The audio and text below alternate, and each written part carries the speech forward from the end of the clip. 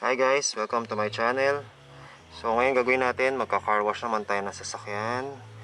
Kasi wala lang. Mas gusto ko lang. Kasi may time ako. So share ko lang yung mga ginagamit kong. So una-una yung MTX Wash and Wax. Yan. So yan ginagamit ko. Meron siyang carnauba wax. Meron halo siya. So pag may carnauba, mas pakintab yung finish after yung paliguan. Nufinish polish. So sa lahat ng wax and polish na try ko, ito yung gusto ko. Kasi mabilis siyang i-apply, tsaka mabilis din siyang matanggal. Tapos ito, MTX din, tar black. Meron siyang silicone fluids and water based siya. Maganda kasi pag water based. Hindi ma-degrade yung rubber tires nyo kaagad. Para siyang lotion lang.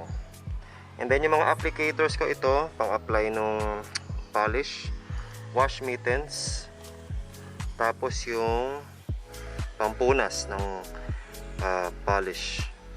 Flush yung binili ko, flush type, so yan for buffing and polishing. MTX din yung brand, so mura lang siya compare sa ibang products.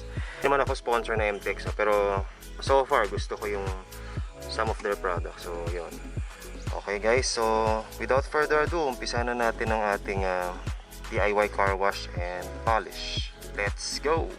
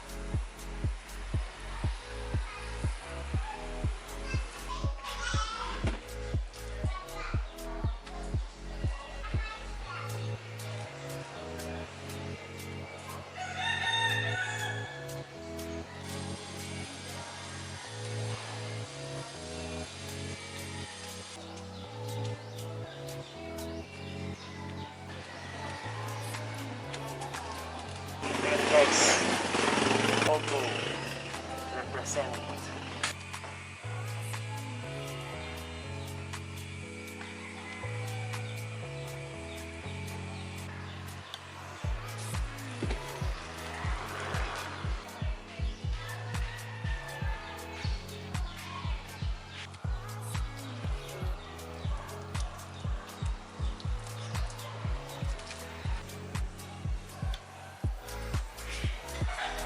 Yan ay the last nyo, no? Naililinisin yung mugs. Yung mugs, wag nineglect yan. Tsaka yung tires. Kumbaga parang sa tao yan, yung sapatos. Yan, malinis din. Malinis. Lahat. Pag yung sapatos, malinis. Okay? So wag yung papabayaan yan.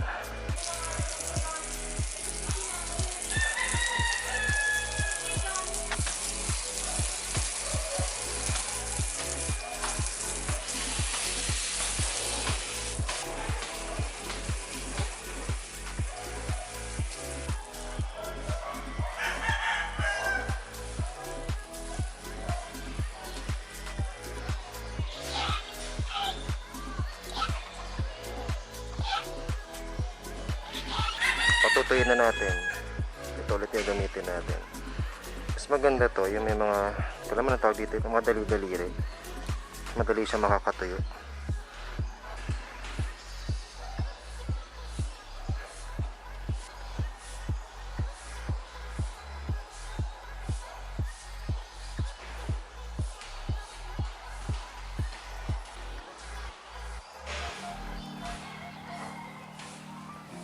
Good morning. Ito si Breads. Upon waking up, ganyan na itsura niya. Di tayo nakapag-car wax kagabi kasi gabi na eh. So ngayon tayo makakapag-wax. Ganda ba? Oo naman. Pwede na i-wax pare. Ay, pinapot. nufinish. Yan, gustong gusto ko siya kasi rubbing, no buffing. Mabilis siyang i-apply, tsaka mabilis siyang alisin. Okay? Gagamitin nyo tong wax or polish applicator. Kailangan medyo basa siya para pagka nirub natin dun sa surface, hindi magagasgas. Okay? Kailangan nyo rin ito, parang microfiber. Ano to, plush type, yung extra soft ng konti, hindi masascratch yung surface. Ang paglagay guys, konti lang yung application nyo. Okay, paunti-unti lang.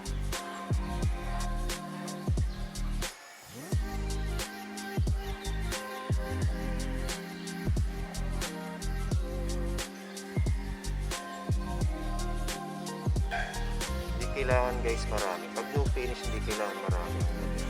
So importante lang ano siya. Saka guys, iwasan nyo pala yung mga black trimmings, no? So hindi siya pwede for black trims kasi mamumuti siya okay? Iwasan nyo yun. Ilalagay nyo lang yung pinaka panels or yung sa paint itself, okay? Pero iwasan nyo yung mga black trims kasi mahirap tanggalin.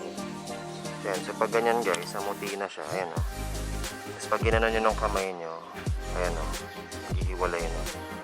Yan. So ibig sabihin yan, pwede na natin siya i-wrap.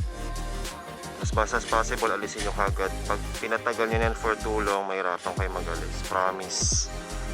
I tried that before bago ko nagpa-wash over sa mga side ng doors ko. Kasi yun pa yung merong okay pa yung clear coat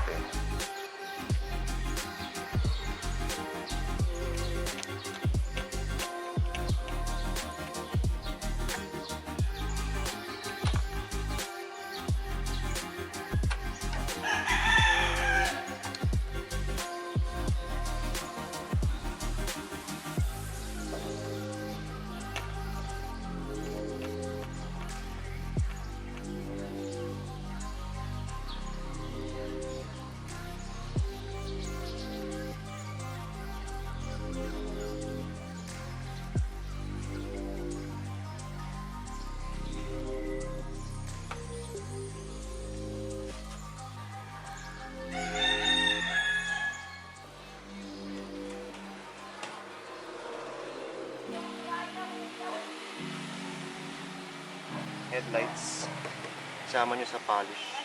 Mas magiging makintab siya, saka prevent siya from sun cracks. Mas kasi yung plastic, mas madali siyang masira. Para ma-maintain nyo yung clearance lights nyo.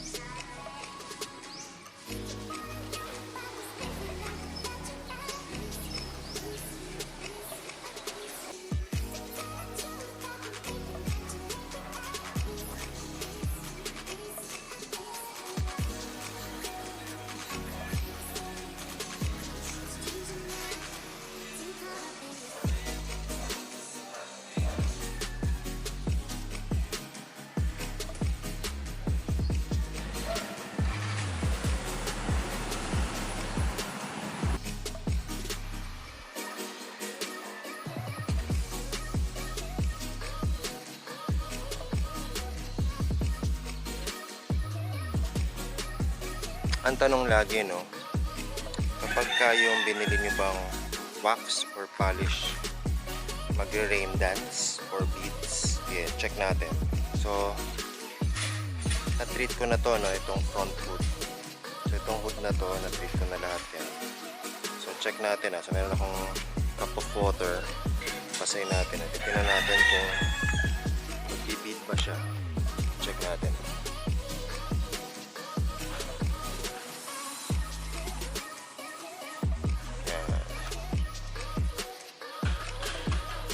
So far so good. Halos hindi siya tumidikit. Last but not the least, tar block by MTX.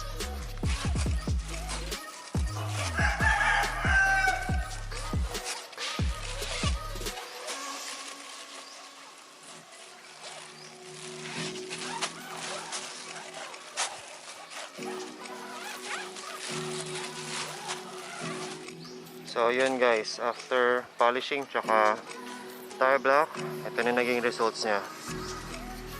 So para may idea lang kayo anong kalalabasan ng polish. Ayan. Kinta ba guys? Ito yung finished product ng tire block. Headlights and clearance lights. Yan. Pakintab na. Side doors. Rear bumpers. So, huwag nyo kakalimutan guys ha. Pati yun i-polish nyo. Side skirt pa tawag dito. Basta yan. Kasi nabubulok yan. Siyempre yung putik, kalawang, etc. Yan. Kita nyo na yung reflection ng clouds. So ganyan na siya kakintab guys. Kaya gustong gusto ko tong nufinish. Hindi ko naman siya ina-advertise no, or ni-sponsor. Gusto ko lang talaga yung product. Gusto ko lang yung product nila. Super old school na yung product pero as you can see, sobrang ano pa rin siya. Super effective pa rin. Pa-check ko yung wheels. Yan. So far so good. So just from time to time, applyan nyo lagi kasi pag water based mas madali siyang mas madali siyang mag-evaporate compare sa oil based. Pero that's the way it goes. Ganun talaga siya eh. Mas much safer naman siya sa gulong.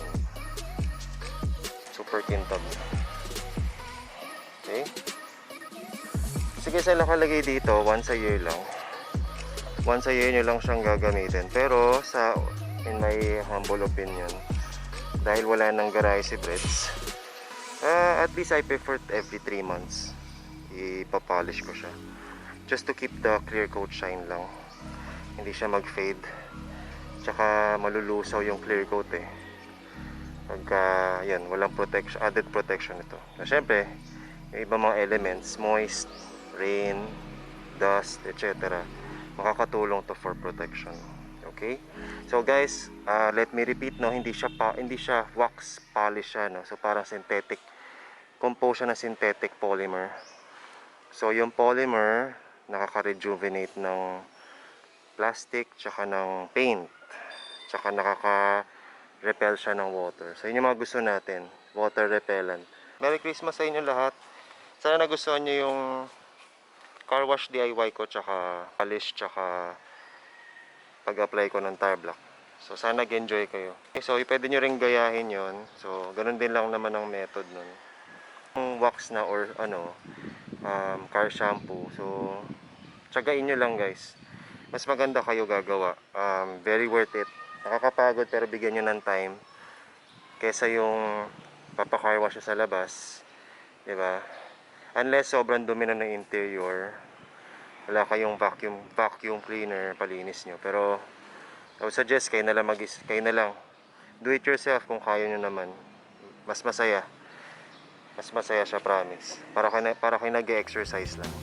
So yun lang guys, maraming salamat and Merry Christmas sa inyo.